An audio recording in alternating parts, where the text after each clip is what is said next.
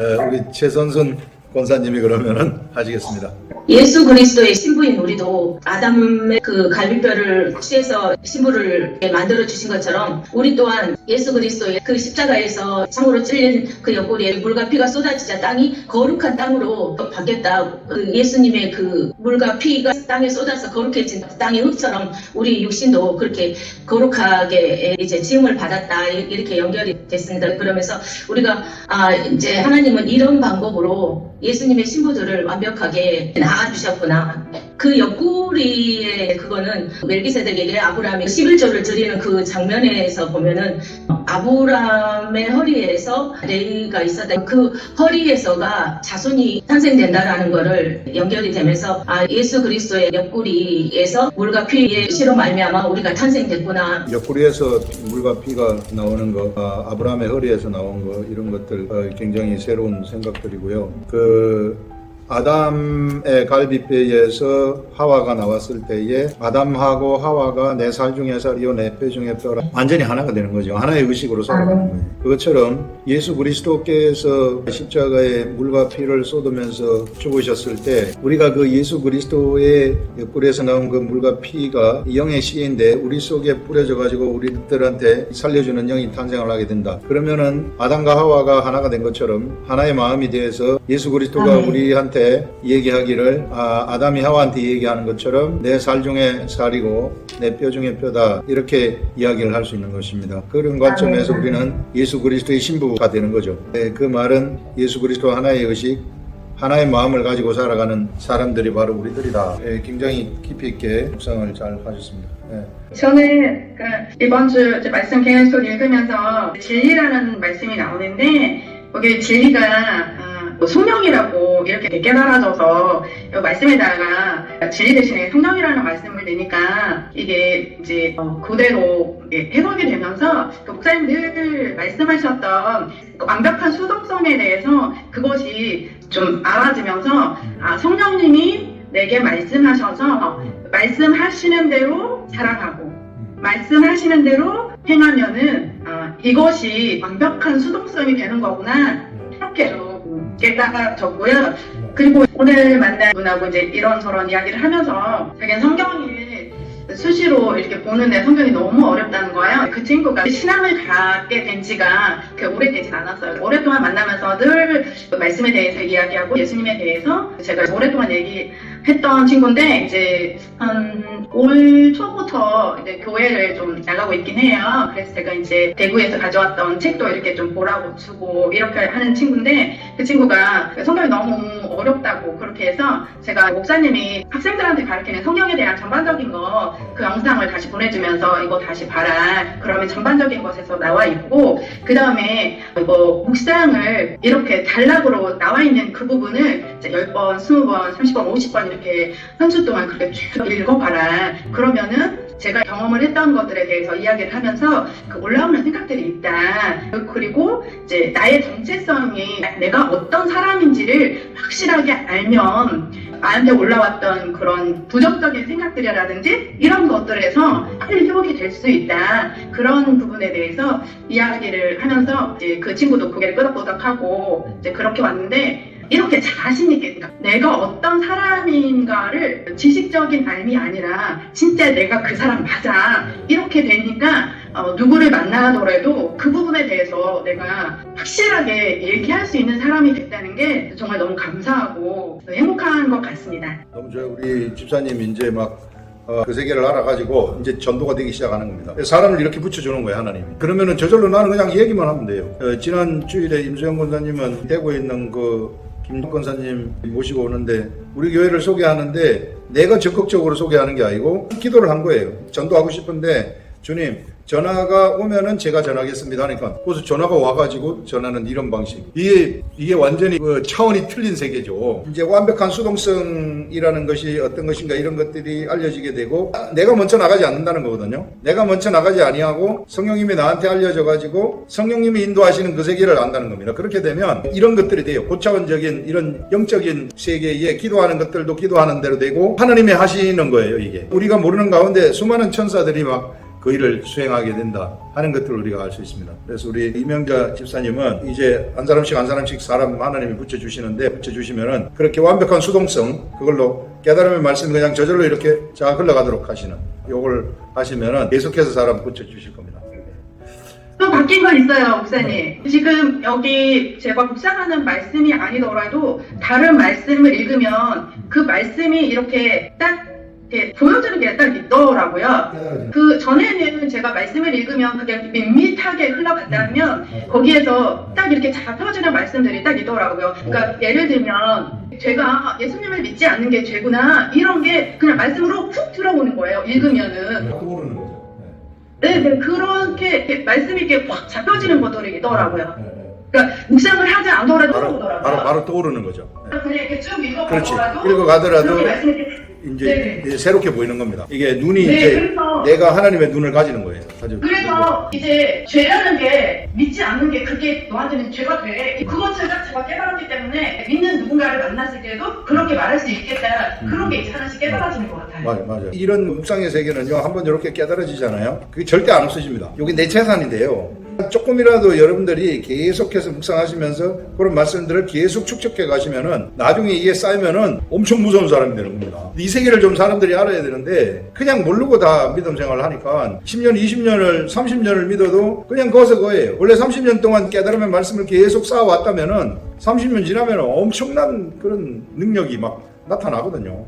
그래서 앞으로 반드시 여러분들한테 그런 능력이 나타난다 이렇게 생각을 하시고 가시면 됩니다. 임수연 권사님. 저는 계속 묵상을 할 때 성령께서 계명대로 행하는 것, 계명을 따라 행하는 것에 대해서 묵상을 계속했어요. 계명을 따라 행하라 이 말씀에 그럼 우리가 계명을 알아야 진리를 행할 수가 있다라는 이번에는 하나님이 조금 더 깊게 깨닫게 해주신 것 같은데요. 요한복음 13장에 내가 새 계명을 너희에게 주노니 내가 너희를 사랑한 것 같이 너희도 서로 사랑해라. 하나님이 우리를 사랑하는 그 사랑을 제가 묵상을 해봤어요. 내가 너희를 사랑하는 그 사랑. 그게 아버지의 계명이라는 거잖아요. 그래서 제가 그 계명을 묵상을 할 때 요즘 목사님 계속 말씀하시는 물과 피로 우리가 나아졌잖아요. 근데 이제 하나님이 그 사랑이 뭐냐면 자기 아들을 죽이는 사랑이에요. 우리를 구원하기 위해서 죽이는 사랑. 예수님이 죽으시면서 그 피를 쏟으면서 우리를 낳은 거예요. 자녀 삼아 주셔가지고 우리 안에 성전을 세우시는 거잖아요. 성전을 세우시는데 오늘 아침 새벽 말씀도 그러셨잖아요.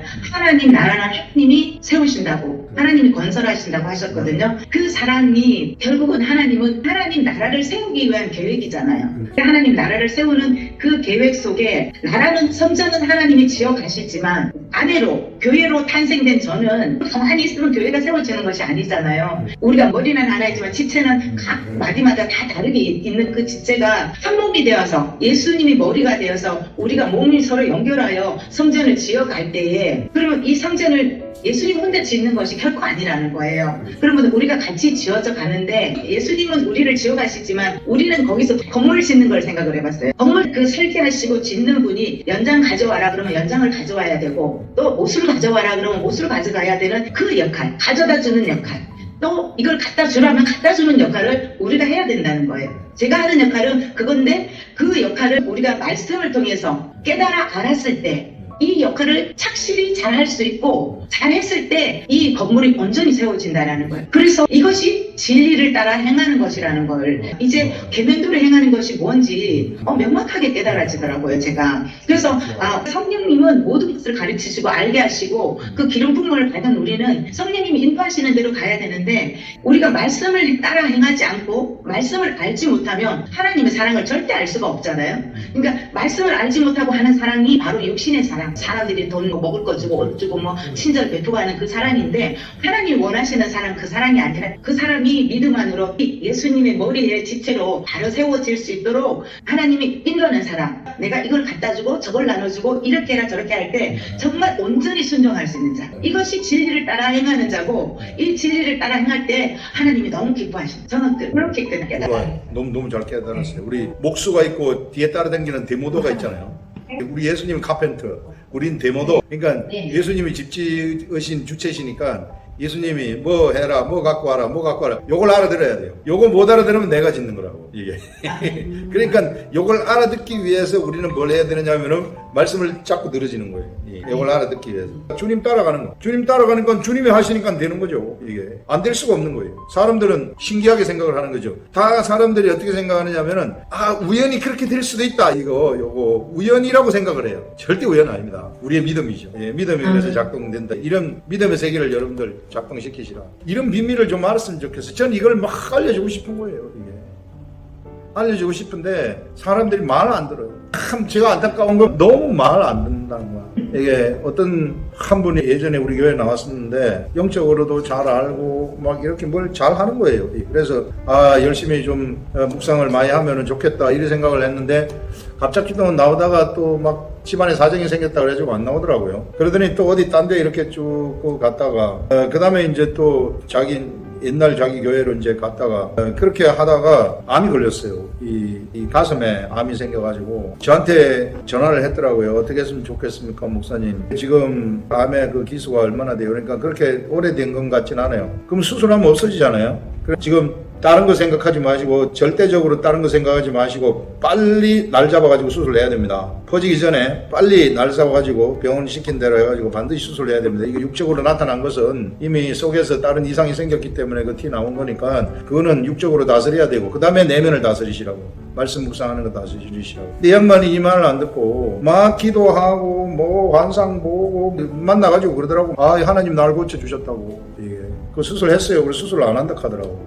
왜 수술을 안 하세요? 수술해야 돼요. 그거는 그렇게 2번을 그 얘기를 했는데도 말을 안 듣더라고. 결국은 지금 이게 지금 힘들어져 가지고 이제 지금 어떻게 될지 몰라요. 거의 목숨까지도 어떻게 될지 모르는 지경으로 빠져버렸어요. 말을 안 듣는 가지고 자기가 자기를 죽이는 거예요. 하나님 말씀 묵상을 하고 제대로 이쪽에 오고 그 다음에 이걸 이렇게 탁 돌아내면은 끝나거든요. 이게 완전히 끝나면 아무것도 아닙니다. 그거 아무것도 아닌데 그거를 일을 키워가지고 그냥 속수무책이 내버리도록 만들어버린 거예요. 이게. 우리 말씀 묵상 하나하나 하는 이런 것들이요. 이게 얼마나 소중한 일인지 몰라요. 우리는 근본적으로 우리 속에서 잘못된다는 의심, 잘못된다는 생각 이런 자체를 안 하게 돼 있거든요. 말씀 묵상을 하다 보면 근본적으로 그런 생각이 속에서 들지는 않는 거예요. 그런데 이거하고 같이 안 하면은 뭐 기도할 때 뭐 환상도 보고 뭐 하고 하는데 자꾸 의심이 들어오죠. 그래서 그런 거 보면 너무 안타까워요. 좀 말 좀만 들으면 되는데 이게 그 왜 그런가 하면은 자기가 잘났다는 거야. 내가 알아서 합니다. 이거거든요. 이게 내가 잘났다고 생각하는 것 그거예요. 이게 그러니까 막 어딜 가더라도 막 보스가 되려고 그래. 이런 사람들 막 자기가 영성이 있다고 생각을 해가지고 막 영성으로 이끌려고 하고 자기가 막 이 앞에 나가서 막 지도를 하려고 하고 막 이런 사람들 그런 기질이 있는 사람들이 있더라고요. 그래서 제가 여기서 이제 얘기하는 것은 오랜 기간 동안 목회를 해서 경험들, 성령님이 알려준 것들 이런 것들 다 얘기하는 것이기 때문에 그대로 하면은 다 됩니다. 저는 사도 요한에 대해서 이렇게 좀 생각하게 됐어요. 오늘 이제 본문에 사도 요한이 성령의 사람이 완전히 되어서 성령님이 사도 요한을 통해서 그 당시에 초대교회, 교회 시대를 살아가는 그리스도인들에게 부녀와 그의 자녀들, 교회라고 이제 신학적으로 이야기를 하더라고요. 우리가 성령을 딱 받고 나면 성령님께서 이렇게 우리 속에 영을 새롭게 탄생시키셨잖아요. 그래서 이제 우리 안에 하나님의 말씀이 깨달을 때마다 영적인 출산이 일어나는 생명의 씨가 되고 이제는 그 영적인 출산이 되어지는 그 말씀이 1장 1절에 성령으로 인도받은 사도 요한이 우리한테 이야기하고 있구나. 또 사도 요한 자체가 예수님하고 사촌이었어요. 육적인 사촌. 그래서 성령으로 공생에 살기 이전의 예수님, 정말 인간적인 예수님과 뭐 이렇게 친분이 아주 가까웠겠죠. 사촌이니까. 그러다가 예수님이 성령을 딱 받고 나니까 인간이 하나님의 차원으로 딱 넘어가는 거. 그거를 사도 요한이 가장 가까이에서 잘 보지 않았겠나. 저는 그런 생각을 하면서 지금 사도 요한이 성령의 사람, 영의 사람이 된 이것도 그냥 된 것이 아니라 예수님이 또 마리아, 자기 이제 어머니를 사도 요한한테 이제 네 어머니다. 그래서 이제 예수님이 십자가에 죽으시고 이제 승천하신 후에 사도 요한이 마리아를 모시면서 아마도 그 마리아를 통해서 정말 예수님은 성령으로 잉태한 하나님의 아들이시고 또 육신이 있지만 완전한 하나님이시다. 이거를 가장 많이 깨닫고 또 눈으로 보고 손으로 또 만진 바 된 그런 신앙의 장로님이신데요. 저는 오늘 이 말씀을 계속 묵상하면서 들었던 생각이 이 사도 요한이 우리 집에 지금 순회 전도하러 왔네. 지금 이 말씀이 너희가 진리 안에, 내가 진리 안에 있었던 것처럼 너희가 지금 교회, 이제 우리가 교회잖아요. 성전이 있는 교회인데 우리한테 이제 부녀라고 부르면서 우리가 이제 영적인 출산을 계속 이렇게 하잖아요. 하면 영적인 자녀가 있는 부녀가 되는 거잖아요. 우리 집에 순회 전도하러 왔다. 이런 생각이 들면서 이제 묵상하게 됐어요. 그러면서 사도 요한이 저한테 묻는 거예요. 그 4절에 보면 너는 너의 자녀들 중에 지금 누가 있니? 이렇게 저한테 묻는 것 같더라고요. 그래서 제가 우리 집에 우리 남편이 있네요. 제가 우리 교회 이 아름다운 교회 와서 하나님이 꿈을 주셨는데 제가 어떤 두돌된 아기를 끌어안고 막 그 아기를 이제 젖을 먹이고 있더라고요. 그래가지고 우리 교회에서 이 아이 두돌됐다 그러면서 교회에서 잔치를 막 베풀어요. 그때는 사실 우리 남편이 우리 교회 와서 2년째 됐을 때인데 2년차 됐을 때는 아예 목사님을 싫어했어요. 말씀도 편견을 갖고 계속 저를 핍박하고 남편이 2년밖에 안 됐고 변화되기 전이었어요. 근데 제가 그 두돌하면 누구겠어요? 우리 남편 영인 거죠. 끌어안고 잔치를 벌리고 있는 거죠, 교회에서. 우리 교회 사람들이 다 좋아가지고 애가 두돌됐냐고 막 기뻐가지고 막 잔치를 베푸는데 저쪽 옆에 주방이 있어요. 그 사람들 음식 막 먹고 그릇은 좀 이렇게 막 주방에 다 이렇게 널브러져 있어가지고 주방을 딱 봤는데 주방에 우리 목사님이 주방에서 혼자 설거지를 하고 계시는 거예요. 그래서 저는 그게 무슨 꿈이죠. 그리고 이제 나중에 이제 하나님께 이제 계속 묻고 했었는데 결국은 제가 말씀 묵상 내 혼과 육을 씻는 또 타인의 그러니까 하나님이 나에게 붙여주신 자녀들의 그 마음, 혼과 육을 씻어주는 그런 어떤 영적인 나를 통해서 하나님의 말씀이 전달되면 세상에 이게 사회바다가 소생이 된다 그랬잖아요. 그런 역할이더라고요. 그 사람의 마음의 그릇을 깨끗하게 정화시켜주는 그런 것을 저한테 설거지하는 방법을 가르쳐 주더라고요. 목사님이 저한테. 저는 그 꿈이 뭔가 하고 몇 년이 지났는데 오늘 묵상할 때 다시 이렇게 생각나더라고요. 그러면서 너의 집에 영적인 자녀가 누가 있니? 제 남편이 있네요. 그러면서 제가 우리 남편한테 본문에 대해서 이야기를 안 했는데 어제 우리 남편이 교회 와서 변화된 지 1년 됐는데 너무나 우리 하나님에 대해서 목사님에 대해서 내가 이때까지 하나님을 믿고 살았는 거는 40년이 되는데 자기 주위에는 지금도 교회에 종교인 너무 많은데 아무도 이거 말씀 묵상만 안 한다. 그러니까 하나님이 어떤 분인지 제대로 아는 사람이 한 명도 없다. 근데 나는 이거 얼마나 큰 행제냐. 이거를 어제 저한테 막 쏟아내는 거죠. 그래서 또 자기가 하나님께 감사하고 또 하나님께 은혜 받았는 거 또 자기가 묵상했던 거 나눔 그걸 내한테 막 하는데 제가 갑자기 그 이야기를 계속 들으면서 제가 갑자기 사도 요한이 된 거죠. 또 사도 요한처럼 듣고 있더라고요. 우리 남편이 진리의 말씀 가운데 행하고 있는 거를 막 이게 고백하는 것을 듣고 있는 사도 요한의 입장이 또 딱 되는 거죠. 그러면서 이제 다시 제가 묵상하러 오늘 이제 정리를 하는데 하나님께서 그러시는 거죠. 이렇게 각자가 이제는 다 성전이다. 성전인데 하나님은 동시다발적으로 우리가 다 교회잖아요. 캘리포니아, 제주도, 서울 다 각지에 있더라도 동시다발적으로 순회 전도하러 현장에 가셨는데 떠나지는 않으신다는 거죠. 영원히 우리 속에서 계속해서 너희들을 적극적으로 응원하고 있고 또 은혜와 긍휼과 평강이 너희한테 항상 있도록 네 속에 내가 자리 잡고 감찰하고 순회하고 감시하고 있다. 그리고 사랑한다. 그러면서 좀 며칠 전에는 제가 오늘 딜라일라 하는 노래를 같이 이렇게 공유를 했었는데 그 이유는 그게 삼손과 데릴라에 나오는 딜라일라거든요. 데릴라를 바라보는 삼손. 제가 예전에는 율법적으로 지금 일반 목사들이 설교하는 그 혼과 육의 설교를 저도 그런 묵상을 했더라고요. 저는 삼손을 굉장히 싫어했죠. 왜 싫어했느냐. 나실이 돼가지고 여자만 너무 밝히네. 그러면서 왜 이방 여자들을 그렇게 좋아했을까? 나중에 그래 눈이 뽑혔다. 그래서 죄를 지어서 그렇지. 제 마음속에 정죄를 하는 거죠. 이게 율법이잖아요. 내 안에 복음을 율법으로 보고 있는 거죠. 하나님의 사랑을 판단하는 거죠. 그러면서 제 안에 어떤 생각이 드냐면 어떤 사람이 저한테 이런 말을 했어요. 야, 사람은 절대로 고쳐 쓰는 거 아니다. 세상이 속담이 사람은 고쳐 못 쓴다. 에이, 저 사람 안 돼. 그게 뱀의 말이다 이렇게 하시는 거예요. 뱀은 그렇게 우리를 혼과 육을 이렇게 율법적으로 정죄하고 니는 안 돼. 그리고 부정적인 말을 하고 또 네 과거에 대해서 언급하고 눈이 빠질만해. 뭐 이런 식으로 정죄하고. 근데 오늘 다시금 딱 생각해 보니까 삼손은 하나님에 대해서 저한테 가르쳐 주더라고요.